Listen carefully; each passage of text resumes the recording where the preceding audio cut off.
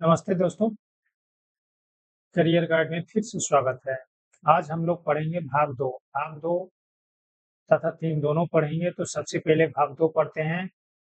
भाग 2 कहाँ से स्टार्ट होता है? अनुच्छेद 5 से 11। भाग 2 कहाँ से स्टार्ट होता है? अनुच्छेद 5 से 11। तो आते हैं डायरेक्ट अनुच्छेद 5 और भाग 2 हमारा किससे संबंधित है? तो ये है नागरिकता से संबंधित, नागरिकता। और भाग 2 जो है नागरिकता, ये कहाँ से लिया गया है? तो ये लिया है ब्रिटेन से।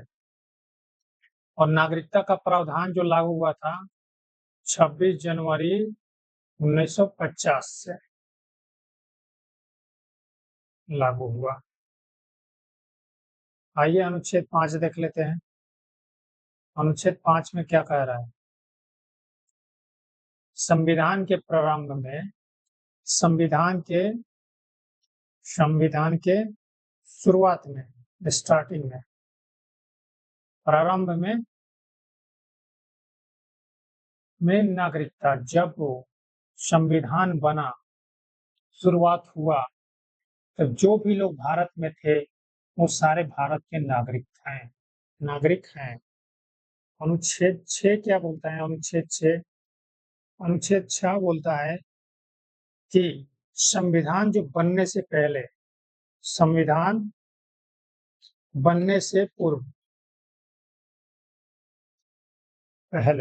या पूर्व, वो क्या है? संविधान बनने से पहले भारत में आ गए,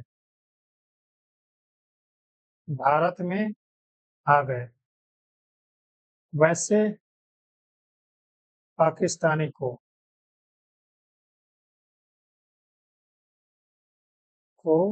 नागरिकता प्राप्त है। तो ये क्या थे कि पहले क्या थे? पाकिस्तान में थे, लेकिन संविधान बनने से पहले भारत में आ गए।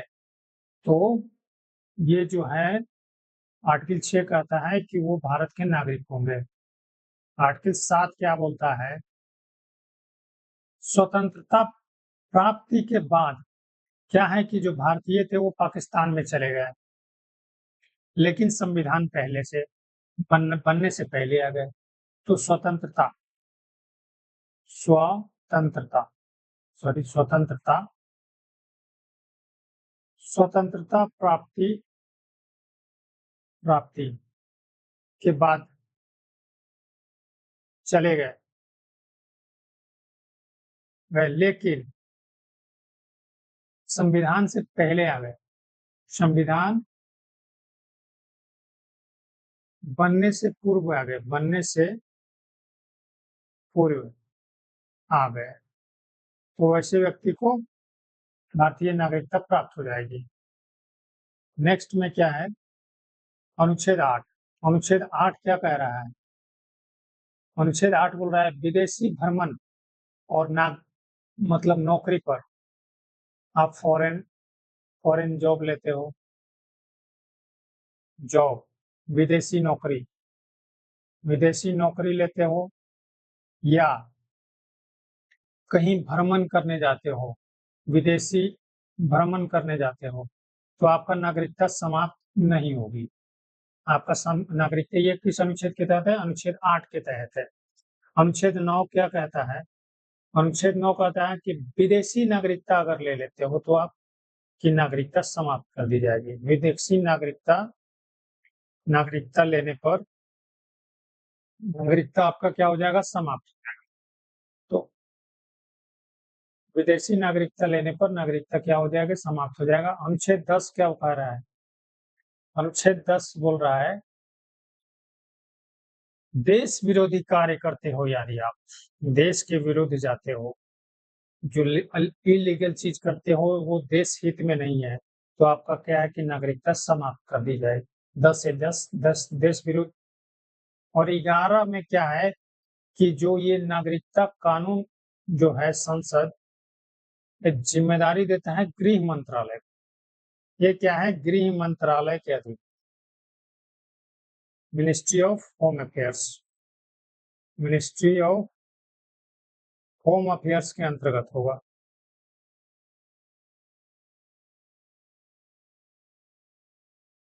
इतना तक आप लोग को याद है? चलो एक बार रिपीट कर लेते हैं। मतलब भाग 2 कहाँ से कहाँ तक है? 5 से 11 तक। नागरिकता। नागरिकता क्या है कि इससे नागरिकता है और ये ब्रिटेन से लिया गया है। अनुच्छेद 5 में है, संविधान के स्टार्ट में जो भारत में थे उनको नागरिकता मिल जाएगा। अनुच्छेद 6 बोलता है कि संविधान बनने से पहले भारत में आ गए वैसे पाकिस्तानी को भारतीय नागरिकता प्राप्त हो जाएगा। ये क्या थे? ये पाकिस्तानी थे पहले और संविधान बनने से पहले आ जाते हैं। अनुच्छेद 7 बोलता है कि जो इंडियन था वो स्वतंत्रता प्राप्त जब हो गया तो पाकिस्तान चला गया, लेकिन संविधान बनने से पहले आ गया। ये इंडियन थे तो इनको भी मतलब नागरिकता प्राप्त है। 8, फॉरेन घूमने जाते हो या फॉरेन जॉब करते हो तो आपका नागरिकता रद्द नहीं होगा। लेकिन 9 कहता है कि अगर आप फॉरेन जॉब गए, वहाँ का नागरिकता फॉरेन जॉब के लिए गए, वहाँ नागरिकता अपना ली, तो आपका इंडियन का जो नागरिकता नहीं नहीं ले पाओगे आप। अनुच्छेद 10 कहता है कि देश विरोधी कार्य करते हो आप, तो देश विरोधी कार्य करने पर आपका नागरिकता रद्द कर दिया जाएगा। अनुच्छेद 11 बोलता है कि जो ये नागरिकता संबंधित कानून है वो संसद तो बनाएगी, लेकिन इसकी जिम्मेदारी रहेगा गृह मंत्रालय के अंदर। ठीक है, ये था हमारा अनुच्छेद 5 से 11। अभी हम क्या पढ़ेंगे कि कैसे कैसे नागरिकता लिया जा सकता है भारत में। नागरिकता कैसे लिया जाता है? एक तो जब आपके माता पिता हैं तो आप भी यहाँ पर जन्म लेगे तो आप भी नागरिक कहलाओगे जन्म के आधार पर। ठीक है। दूसरा दूसरा इंपॉर्टेंट टॉपिक है कि विदेश में जन्मे बच्चे लेकिन माता पिता में से कोई एक भारतीय हो तो क्या है कि वो भी इंडियन कहलाएंगे। विदेश में जन्मे बच्चे बच्चे लेकिन माता या पिता कोई एक इंडियन हो।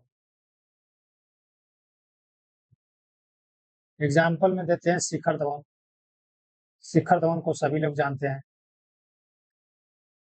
नेक्स्ट है हमारा इंपॉर्टेंट पॉइंट, आप यदि 5 साल लगते हो इसमें और बहुत ज्यादा अभी कानून बना दिया गया था, लेकिन जब संविधान बना, आगे हम चर्चा करेंगे संविधान संशोधन में, तो आप 5 साल लगातार रह के भी नागरिकता प्राप्त कर सकते हो। पहले कितना आसान था लेना, तो बताओ, कोई अगर पाकिस्तानी आ गया 5 साल रह दिया तो वो नागरिक हो जाएगा। और देशीकरण, एक होता है देशीकरण के द्वारा, देशीकरण देशीकरण के द्वारा भी नागरिकता। देशीकरण का मतलब क्या है? यदि भारत के एक भाषा, सकारात्मक सोच, वैज्ञानिक कला में निपुण 10 साल तक भारत में रह रहा, भारत का सोच रखता हो, किसी एक विषय में महारत हासिल हो, अगर वो 10 साल भारत में रहेगा तो उसको देशीकरण द्वारा नागरिकता प्राप्त। एक होता है ओवरसीज नागरिक, ओवरसीज ओवरसीज नागरिकता। ये क्या है भाई?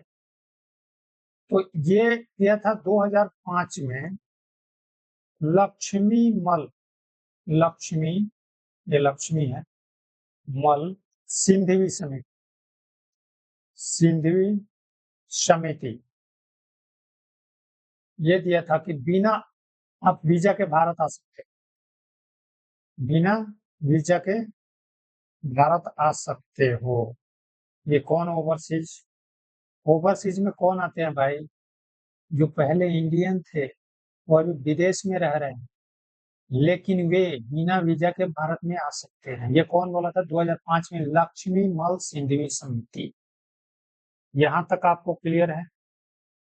तो हम नेक्स्ट पार्ट में पढ़ते हैं भाग 3 को। बहुत ही प्यारा टॉपिक है और बहुत ज्यादा क्वेश्चन आते हैं। आपका राइट्स क्या है इसमें सारा डिटेल से चर्चा करेंगे। तो आइए शुरुआत करते हैं हम भाग 3। भाग 3 अनुच्छेद, आप बोलिए अनुच्छेद कहां से कहां तक? पिछले वीडियो में याद करा चुके हैं। अनुच्छेद 12 से 35 तक। और ये किससे संबंधित है? तो मूल अधिकार, आपका जो फंडामेंटल राइट है इसका बोलते हैं मूल अधिकार या फंडामेंटल राइट। ठीक है, यहाँ ना है फंडामेंटल राइट। ये कहाँ से लिया गया? तो भाई यूएसए से लिया गया है। कहाँ से लिया गया है? यूएसए से लिया गया है। और संविधान का मैग्ना कार्टा, संविधान का मैग्ना कार्टा बोलते हैं इसको, मैग्ना कार्टा। भाग 3 को क्या बोलते हैं? संविधान का मैग्ना कार्टा। आइए हम अनुच्छेद से चर्चा करेंगे, आपको ज्यादा क्लियर होगा। अनुच्छेद स्टार्ट होता है 12 से। 12 में क्या है कि राज्य की परिभाषा है। ठीक है। अनुच्छेद 13 में क्या है? अल्पीकरण है। अल्पीकरण, अल्पीकरण क्या है भाई? आपका अगर जो राइट है और दूसरे को राइट का हानि नहीं पहुंचा हुआ, दूसरे के मूल अधिकार का हनन नहीं होना चाहिए, नहीं तो आपके मूल अधिकार पर रोक लग जाएगा, ये कहता है। ठीक है। अल्पीकरण, अल्पीकरण बहुत ही ज्यादा डीप है इसमें। जैसे कि फोर्स में क्या है कि फौज में आपका जो फंडामेंटल राइट है वही नहीं है, फंडामेंटल राइट नहीं है। आप बहुत ही डिसिप्लिन में रहना पड़ता है फोर्स में। आगे चर्चा करेंगे इसके बारे में। अभी आते हैं अनुच्छेद, अनुच्छेद 14। अनुच्छेद 14 और 14 से 18 को हम देख लेते हैं, ये बहुत अच्छा टॉपिक है। अनुच्छेद 14 से 18 में क्या है कि समता या समानता का अधिकार है। समता या समानता का अधिकार।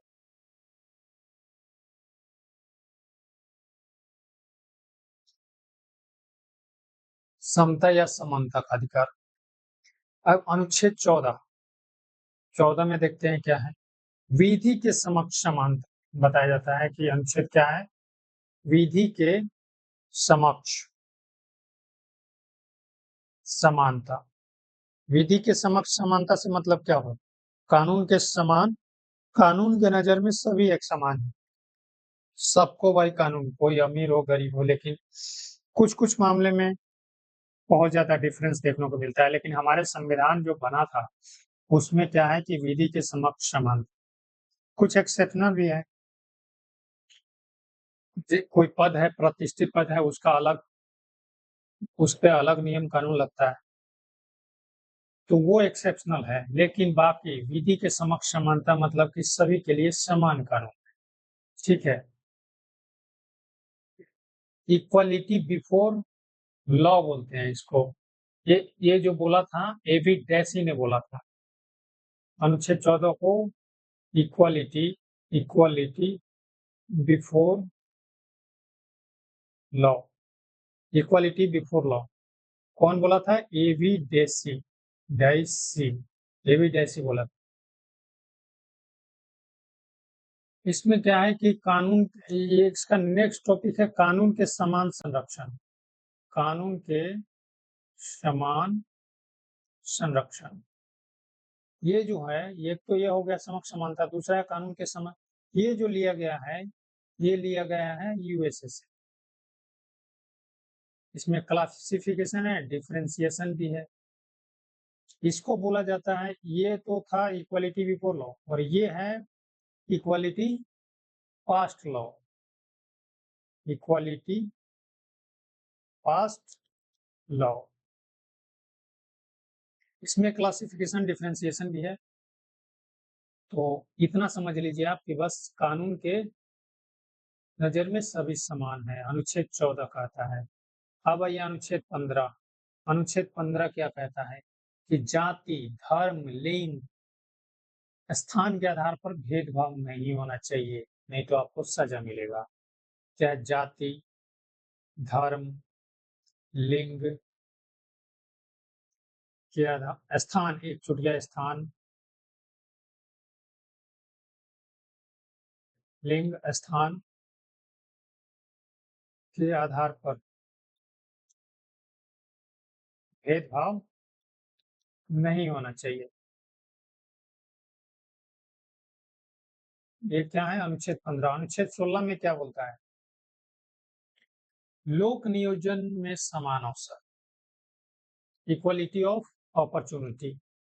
लोक नियोजन में जो सरकारी सेवा है, लोक नियोजन में समान अवसर मतलब कि बराबर अवसर मिलना चाहिए। 16 क्या है कि सरकारी नौकरी में समान अवसर, सभी को समान मिलना चाहिए। ये क्या है? Equality of opportunity. नेक्स्ट देखते हैं 17। अनुच्छेद 17 बहुत इंपॉर्टेंट है। अनुच्छेद 17 में बोला गया है अस्पृश्यता का अंत, यानी कि छुआछूत का अंत। अस्पृश्यता का अंत यानी कि छुआछूत, छुआछूत का अंत। अनुच्छेद 18 बोलता है उपाधियों का अंत। उपाधियों का अंत, आप उपाधि नहीं लगा सकते, जैसे महाराज, सर, नाइटहुड, राय रायन, ये सब आप नहीं लगा सकते अपने नाम के पहले। लेकिन जैसे पद्म भूषण, ये जो नेशनल अवार्ड है, उसको भी आप नेशनल अवार्ड, नेशनल अवार्ड को भी आप अपने नाम से पहले नहीं लगा सकते। आपके डॉक्यूमेंट वाले कोई आपको बुलाएगा, वो अलग बात है, लेकिन आप यूज नहीं कर सकते हो, ठीक है। लेकिन आप क्वालिफिकेशन या रैंक को इस्तेमाल कर सकते, जैसे पीएचडी कोई किया है तो डॉक्टरेट लिख, और सेना में आपको रैंक मिलता है तो आप लगा सकते हो major, general, brigadier, colonel, captain, ये सब लगा सकते हो। तो ये है जो एजुकेशन हो गया और ये रैंक है। अब आते हैं हम बहुत ही इम्पोर्टेंट अनुच्छेद, अनुच्छेद 19 में।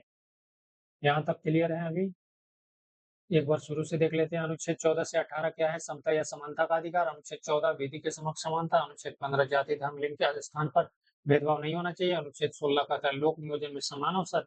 17 बोलता है छुआछूत का अंत। 18 उपाधियों का अंत बोलता है। अब आते हैं हम 19 में। 19 क्या है कि स्वतंत्रता का अधिकार। अनुच्छेद 19 स्वतंत्रता।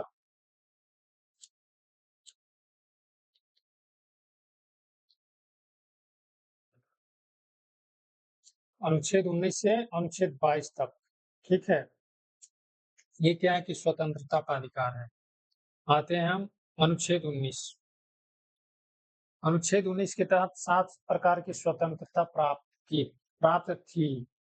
जैसे एक में अभिव्यक्ति की स्वतंत्रता, आपको बोलने की स्वतंत्रता, अभिव्यक्ति, व्यक्ति की स्वतंत्रता, ठीक है।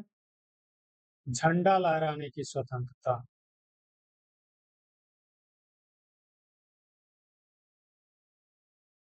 ठीक है। पुतला जलाने, आरटीआई तथा प्रेस की स्वतंत्रता, आरटीआई तथा प्रेस का, प्रेस जो मीडिया है ना, मीडिया, जितना भी न्यूज वाले कुछ भी बक देते हैं, वो सब कहाँ आता है? अनुच्छेद 19 के 1 में, ठीक है। 19 के 2 में देखो क्या बोल, आप सभा कर सकते हो, सम्मेलन कर सकते हो बिना हथियार के, बिना हथियार के सभा या सम्मेलन कहीं भी कर सकते हो।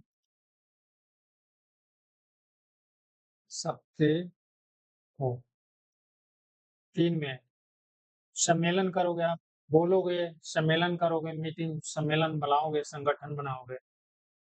तो ये 3 में क्या है कि संगठन बनाने की आजादी है, आपको बनाने की स्वतंत्रता, संगठन बनाने की स्वतंत्रता है, आप संगठन बना सकते हो। अनुच्छेद 19 के 4 क्या कहता है? कहीं भी घूमने, इंडिया में कहीं भी घूमने की स्वतंत्रता। आप ऐसे तो कहीं भी ऑल ओवर वर्ल्ड घूम सकते हो, लेकिन उसके लिए वीजा वगैरह लगता है, लेकिन इंडिया के कुछ स्टेट में भी है। लेकिन आप ऐसे ही घूम सकते हो, इंडिया में कहीं भी घूम सकते हो, आपको आजादी है, आप जा सकते हो। और 19 का 4 हो गया, 19 का 5 कहता है कहीं भी बसने की स्वतंत्रता, बसने की स्वतंत्रता, कहीं भी आप बस सकते हो। ये कौन सा अनुच्छेद बोल रहा है? 5वां। आप कहीं भी बस सकते हो। तो यहाँ देख लो, अनुच्छेद 1 क्या कह रहा था? 19 की 1 अभिव्यक्ति की स्वतंत्रता, झंडा लहराने की स्वतंत्रता, आरटीआई तथा प्रेस मीडिया की स्वतंत्रता। 2 बिना हथियार के सभा या सम्मेलन करने की आवश्यकता। तीसरा संगठन बनाने। चौथा इंडिया में कहीं भी घूमने। 5वां बसने की स्वतंत्रता। और छठा कह रहा है, जो कि खत्म कर दिया गया है छठा को, संपत्ति का अधिकार। आपको संपत्ति का अधिकार देते, संपत्ति का अधिकार अभी निरसित कर दिया गया है। इसको कहाँ ले गया है कि अनुच्छेद 300 के क में ले गया गया है। ये कौन सा संविधान हुआ था? तो 44वां संविधान संशोधन, 44वां संशोधन 1978। ठीक है, नेक्स्ट हम पढ़ते हैं, यहाँ तक क्लियर है? 6 लास्ट है 19 का 7, अनुच्छेद 19 का 7। 7 में क्या कहता है? व्यवसाय करने की स्वतंत्रता, व्यवसाय,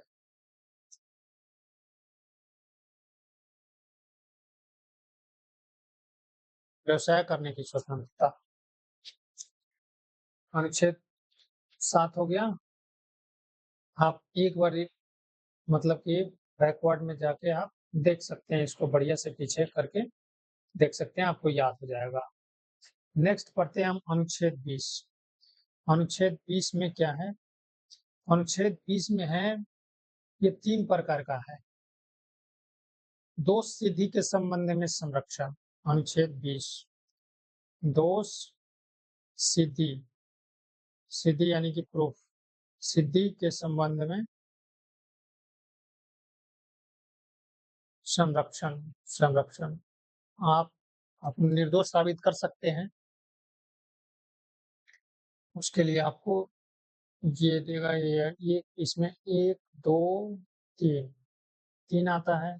आपको अगर ये अनुच्छेद 20 के तहत मतलब किसी कारणवश आप किसी चीज में, किसी मामले में, घटना में फंस जाते हैं, तो आपको मौका देता है। आपको ये नहीं कहेगा कि हाँ भाई, आप 2015 या 2005 में गलती किए और सजा अभी के कानून से मिलेगा, नहीं। 2005 में गलती किए तो 2005 में जो प्रावधान था उसी समय के अनुसार मिलेगा सजा। एक गलती के लिए एक सजा होता है, और समय के कानून के अनुसार, समय के कानून के अनुसार आपको सजा मिलेगा, और एक गलती के लिए एक ही सजा मिलेगा, एक सजा। और तीसरा में है, स्वयं के विरुद्ध गवाही देने के लिए आपको कोई बाध्य नहीं करेगा। स्वयं के विरुद्ध, ऐसे तो पुलिस वाले इशारे करते हैं कि भाई एक्सेप्ट करो। स्वयं के विरुद्ध गवाही देने के लिए, गवाही देने हेतु कोई बाध्य नहीं करेगा आपको।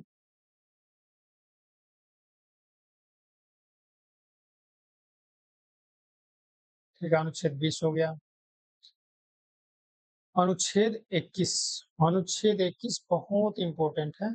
अनुच्छेद 21 याद रखिए, प्राण एवं दैहिक स्वतंत्रता, प्राण एवं दैहिक स्वतंत्रता, प्राण एवं दैहिक स्वतंत्रता। इसमें क्या है भाई? इसको बोला जाता है लाइफ, सॉरी, लाइफ, प्राइवेसी और हेल्थ। इसमें क्या है? आप हेल्थ, प्राण एवं दैहिक स्वतंत्रता। बिना हेलमेट के जाओगे तो आपको चालान कट जाएगा भाई। अधिक धुआं वाली गाड़ी किसी को नुकसान पहुंचाएगी तो भी आपका चालान कट जाएगा। निजी जानकारी, प्राइवेसी आपका कोई उजागर नहीं कर सकता। प्राइवेसी प्राइवेसी आपका कोई उजागर कर नहीं सकता है, और इसी को बोला जाता है कि निजता का अधिकार है। ये अपने मन पसंद से शादी कर सकते हो। मन पसंद मैरिज अनुच्छेद 21 में ही है। अब नेक्स्ट आते हैं हम अनुच्छेद 21 समझिए। अनुच्छेद 21 के क, 21 के क में क्या है? 6 से 14 वर्ष निःशुल्क अनिवार्य शिक्षा।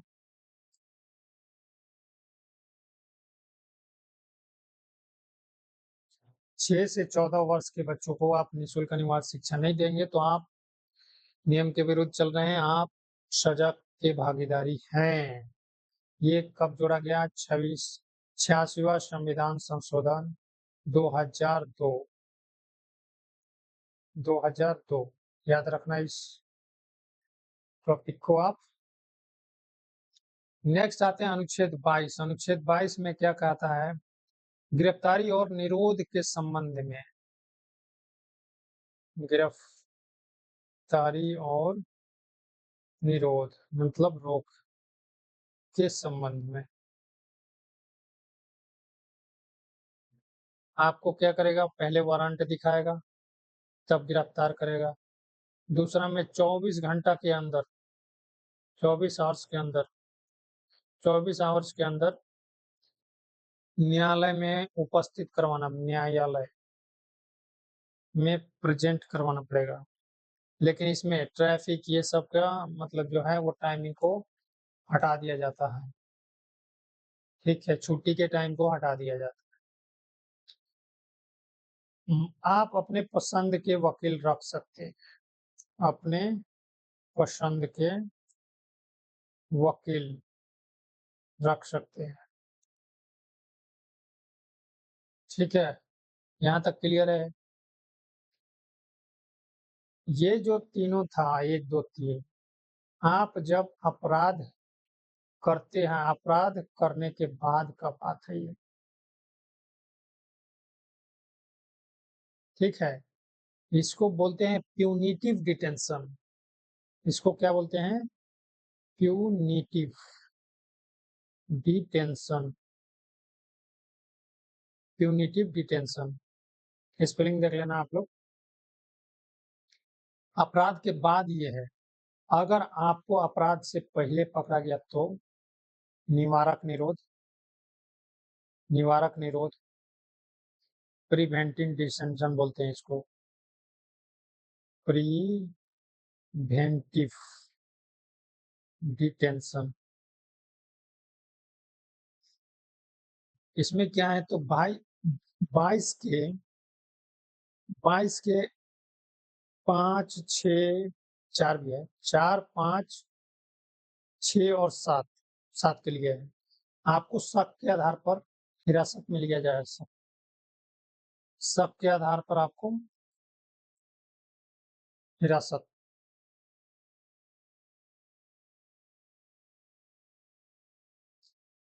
और जब हिरासत लेगा तो आपको 3 महीना नजरबंद रखेगा। 3 महीना से ज्यादा भी रख सकता है, कुछ टर्म एंड कंडीशन भी है। ठीक है, अब इसमें कुछ नियम बना हुआ था, उस नियम को हम लोग जान लेते हैं।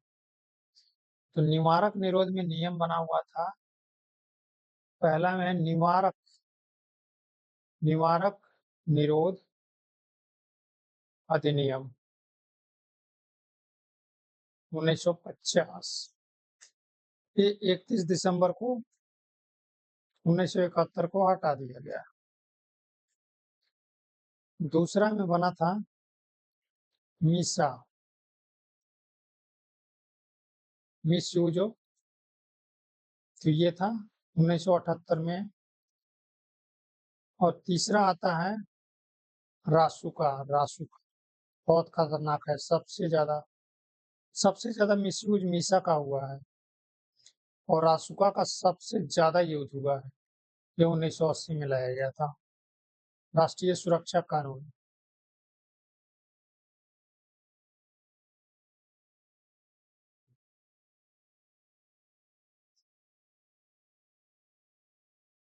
एक आया था 4 में टाडा। टाडा का फुल फॉर्म होता है terrorist and destructive activity. Terrorist and destructive activity 1985 में आया था और इसको खत्म कर दिया गया था 23 मई 1995। एक आया पोटा। पोटा आया preventing of terrorism act. Preventing prevention है, prevention of terrorism terrorism act 2001 में आया। इसको कब खत्म किया? 21 सितंबर 2004। यहाँ तक याद रखना आप लोग। नेक्स्ट हम पढ़ते हैं अनुच्छेद 23-24। अनुच्छेद 23-24। अनुच्छेद 23 से 24 शोषण के विरुद्ध अधिकार। शोषण के विरुद्ध अधिकार। शोषण अनुच्छेद 23 में क्या है? बलात् श्रम। आप जबरन बलात् श्रम, जबरन आप मजदूरी नहीं करवा सकते हैं। आप किसी से बेगारी नहीं करवा सकते, मतलब बिना पैसा काम के बदले पैसा आप नहीं दे रहे हो, ठीक है। लेकिन राष्ट्रीय मुद्दा हो तो उस पे करवा सकते हैं किसी से काम। इसमें क्या है कि दुर्व्यवहार है। दुर्व्यवहार, व्यवहार, दुर्व्यवहार है, तस्करी, मानव तस्करी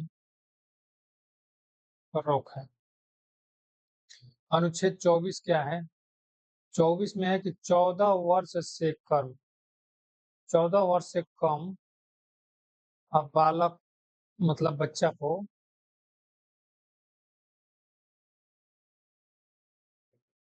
14 वर्ष से कम बच्चा को खतरनाक काम में नहीं लगा सकते।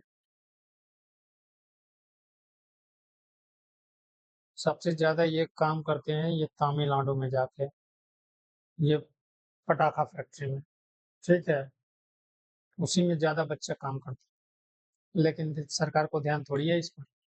नेक्स्ट हम पढ़ते हैं धार्मिक का स्वतंत्रता। धार्मिक स्वतंत्रता, स्वतंत्रता का अधिकार। धार्मिक स्वतंत्रता का अधिकार 25 से 28 तक है। 25 में क्या है? अंतःकरण प्रचार करने के, प्रचार प्रसार कर सकते हो आप अपने धर्म का। 26 में क्या है? धार्मिक कार्यों का प्रबंधन, यज्ञ हवन नमाज स्थापना ये सब कर सकते हो। क्या है? धार्मिक कार्य कर सकते हो, आपको सरकार इसमें बाधा नहीं देगा।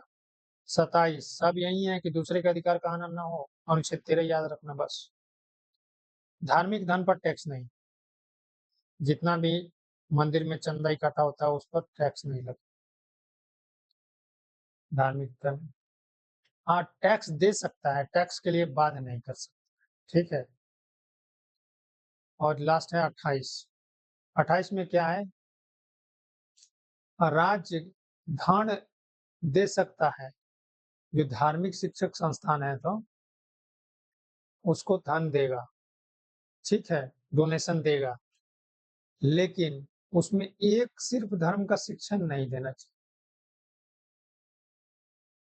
जैसे सरकारी स्कूल में धार्मिक शिक्षा नहीं मिलता है।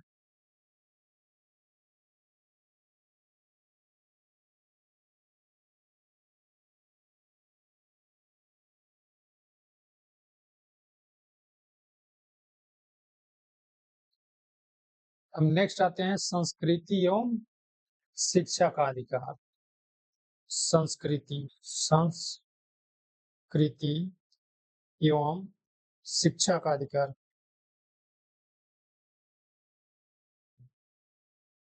अनुच्छेद कितना से कितना तक है? अनुच्छेद है 29-30। 29 में क्या कह रहा है? अल्पसंख्यक के हितों का संरक्षण, अपनी भाषा लिपि को सुरक्षित एवं एकता हो उसे रोका नहीं जाएगा। कोई अल्पसंख्यक है, अपना हित का संरक्षण कर रहा है तो उसे नहीं रोका जाएगा। अल्पसंख्यक के हितों का संरक्षण। 30 क्या बोलता है? 30 अल्पसंख्यक अपने मतलब मनपसंद शिक्षण संस्थान खोल सकते हैं। शिक्षण संस्थान खोल सकते हैं, सरकार इसको क्या देगा? अनुदान देगा। अब आते हैं नेक्स्ट 31, अनुच्छेद 31। अनुच्छेद 31 देखते हैं। इसमें क्या है कि पैतृक संपत्ति की चर्चा है। पैतृक की संपत्ति की चर्चा है। इसको भी कहाँ लग गया है? 300 के क में। कौन सा संविधान संशोधन था? 44वां संविधान संशोधन 1978 में। ठीक है, नेक्स्ट हम पढ़ेंगे अनुच्छेद 32। अनुच्छेद 32 बहुत इंपॉर्टेंट है, तो अनुच्छेद 32 देखते हैं, इससे क्वेश्चन बहुत आता है। संवैधानिक उपचारों का अधिकार। संवैधानिक उपचारों का अधिकार। संवैधानिक उपचारों का अधिकार, इसको क्या कहा जाता है? संविधान का आत्मा, हृदय, संरक्षक, प्रतिभूति, इसको हम गारंटर बोलते हैं।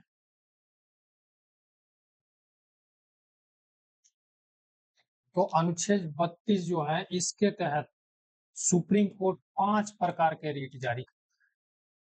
कितने प्रकार का? 5 रिट जारी कर। कौन कौन है? एक में क्या है?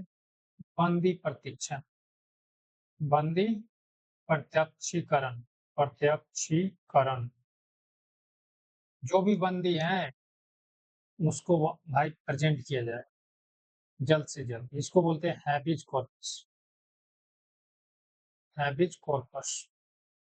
दूसरा में क्या है? परमादेश, परमादेश। इसको बोलते हैं मैंडेमस, मैंडेमस। अगर कोई व्यक्ति सरकारी सेवक है और अपना काम ढंग से नहीं करता तो उसको सुप्रीम कोर्ट आदेश देगा कि ये मेरा आदेश है, तुम इसको सही करो। लेकिन ये जो है वो राष्ट्रपति और राज्यपाल पर लागू नहीं होता है। राष्ट्रपति और राज्यपाल पर लागू नहीं होता, लागू नहीं होता है। 3 में क्या है? अधिकार पिच्छा, अधिकार पिच्छा। क्यो वरांटो, इसको बोलते हैं क्यो वरांटो। फर्जी नौकरी इसी में आता है। कर्मचारी के पद के संवैधानिक जांच, मतलब किस अधिकार से ये काम कर रहे हैं आप, किस आधार पर काम कर रहे हो। जैसे कि टीईटी का काम है पुलिस मतलब टिकट चेक करना, अब आरपीएफ वाला आके टिकट चेक कर रहा है, तो ये तो गलत है ना भाई, उसका काम नहीं है। तो आप इस मामले को सीधे सुप्रीम कोर्ट में ले जा सकते। ठीक है, जैसे चालान काटता है कोई स्टेट पुलिस में, तो तो चालान काट ही नहीं सकता head constable, constable sub inspector काटता है। मिनिमम सब इंस्पेक्टर आपका सारा डॉक्यूमेंट देखेगा, कोई कांस्टेबल नहीं देख सकता। 4 में क्या है? 4 में है प्रतिषेध, प्रतिषेध। प्रतिषेध क्या है? प्रोहिबिशन, प्रोहिबिशन बोलते हैं इसको। इंग्लिश से आपको पता चल रहा होगा। इसका मतलब होता है रोक देना, रोक देना, स्टे लगा देना। ठीक है, अधिकार क्षेत्र के बाहर के मामले पर कोई हाई कोर्ट है, उसका अधिकार में है ही नहीं ये चीज और वो काम कर रहा है, तो सुप्रीम कोर्ट बोले यार रोक रोक रोक यार, तुम्हारे अधिकार से बाहर है। और पांच क्या है? उत्प्रेषण। उत्प्रेषण। उत्प्रेषण है, इसको बोलते हैं सरसीजरी। सरसीजरारी। सरसीजरारी। लंबित मुकदमा हेतु ये लगाया जाता है, लंबित मुकदमा हेतु। सुप्रीम कोर्ट का तो वादा तो इतने दिन से रखा हुआ है, तो भाई आगे भेज उसको। ठीक है। या किसी मामले में आप अनुचित न्याय कर दिया, बोला कि भाई तू आगे भेज, तेरे बस की बात नहीं था। मतलब क्या है कि पार्शियल ट्रांसपेरेंट कार्रवाई नहीं हुआ, बोलेगा कि इस मुकदमा को भाई मेरे पास भेजो। ठीक है। अनुच्छेद कहाँ 32 पढ़ लिया आप? बहुत अच्छा। अनुच्छेद हम देखते हैं 33। मूल अधिकार को सीमित कर दिया गया है, जो हम लोग बात कर रहे थे ना, यहाँ पर पूरा बता दिया गया है कि मूल अधिकार आपका सीमित रहेगा। सेना गुप्तचर देखते हैं, जहां सेना लॉ लागू हो जाता है वहां आपका पूरा आपका फंडामेंटल राइट खत्म कर देता है। एक राइट है वो बाद में बताऊंगा जो खत्म नहीं होता है। और आप अगर गुप्तचर में भर्ती हैं तो आप अपना आइडेंटिटी छुपा के रखेंगे, यहाँ नहीं बोलेंगे भाई मेरा तो फंडामेंटल राइट है अभिव्यक्ति घूमने बसने की स्वतंत्रता, हम कहीं जा सकते हैं ना, ना मुन्ना ना, ऐसा आप कर ही नहीं सकते, क्योंकि अनुच्छेद 33 में बोल रहा है मूल अधिकार को सीमित कर रहा है। मीडिया, मीडिया को भी ज्यादा पावर नहीं दे रखा है, देख लो।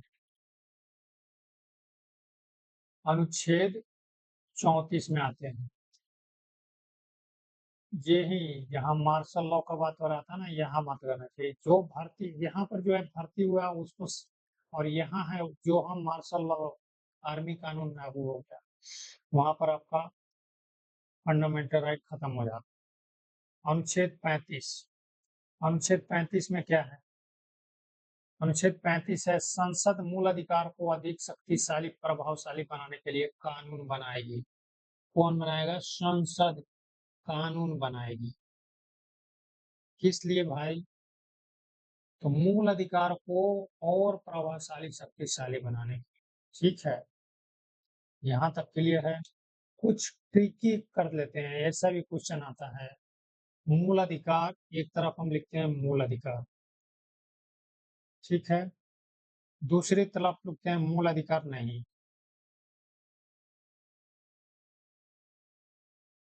और केवल भारत के नागरिक को जो प्राप्त है,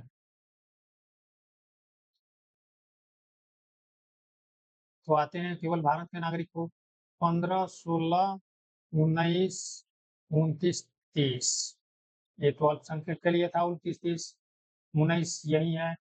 आपका अभिव्यक्ति की स्वतंत्रता, प्रेस फ्रीडम, ये सब विदेशियों का बात नहीं है।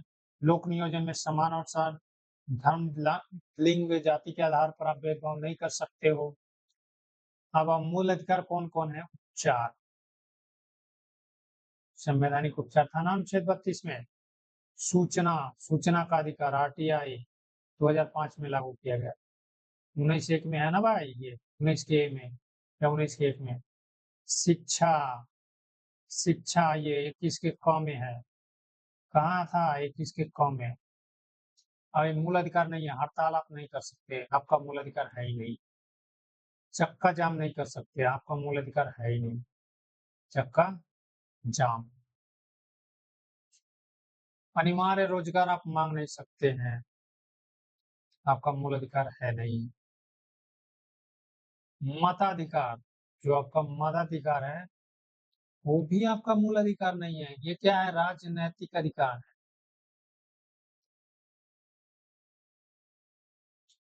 आवास, आवास भी मूल अधिकार नहीं है, मूल अधिकार के बराबर है, ये सुप्रीम कोर्ट बोला है। यहाँ तक क्लियर है दोस्तों? नेक्स्ट हम पढ़ेंगे भाग 4, तब तक के लिए नमस्कार, जय हिंद।